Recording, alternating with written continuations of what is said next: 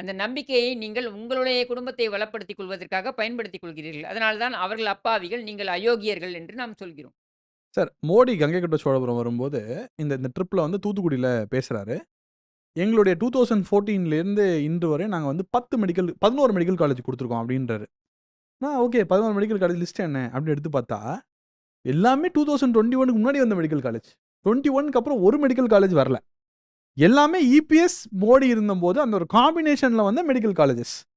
So 21லேருந்து இவங்களால ஒரு medical college கூட வாங்கி தர முடியல. உங்களுக்கு தெரியும் முக்கியமான ரிசர்வேஷன் அந்த பள்ளி மாணவர்களுக்கு எடுத்துட்டு வந்து, அவங்கள வந்து இந்த நீட்லேருந்து வந்து ஈஸியா மெடிக்கல் காலேஜ் சேர்றதுக்கு எடப்பாடி அவர்கள் போட்ட ஆர்டர் தான். அது வந்து எல்லாருக்குமே தெரிஞ்ச விஷயம். நீட்டை ஒழிக்கிறேன்னு சொல்லி ஆட்சிக்கு வந்தாங்க. முதல் கையெழுத்து சொன்னாங்க. ரகசியம் சொன்னேன்னு தெரிந்தாங்க. சரி அது கூட பண்ணல. பட் ஒரு மெடிக்கல் காலேஜும் உங்களால கட்ட முடியல அப்டின்னா, இந்த ஆட்சி எங்க போகுது? என்ன பண்ணிருக்கு? இதுக்கு அவங்க ஏன்னா என்ன மக்களுக்கு வந்து இல்ல. இவ்ளோ பெரிய துரோகம் பண்ணியிருக்கே. இதுக்கு அவங்க என்ன சொல்லுவாங்கன்னா, பிரதமர் மோடி அவர்கள் தமிழகத்தை வஞ்சிக்கிறார் என்று ஒரு பொய்யை சொல்வார்கள். திரும்ப திரும்ப இந்த பொய்யை சொல்லிக் கொண்டிருக்கிறார்கள்.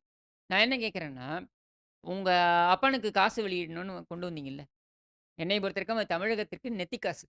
சரியா? இந்த காச வெளியிடணும் அப்படின்னு சொல்லிட்டு, நீங்க முயற்சி மேற்கொண்ட பொழுது, அதுக்கு உடன்பட்டதா இல்லையா? மத்திய அரசாங்கம். உடன்பட்டதா இல்லையா? பட்டது. எதற்காக? அவர் ஒரு தலைவர். அவருக்கு அந்த உரிய மரியாதையை கொடுக்க வேண்டும். முதல்வரா அப்படின்ற இருந்திருக்காரு ஒரு தலைவர். அரசியல் நல்லிணக்கத்திற்காக அத செய்தார்கள்ல.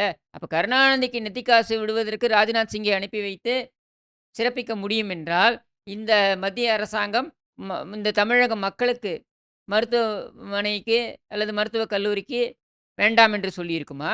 கண்டிப்பாக சொல்லியிருக்காது.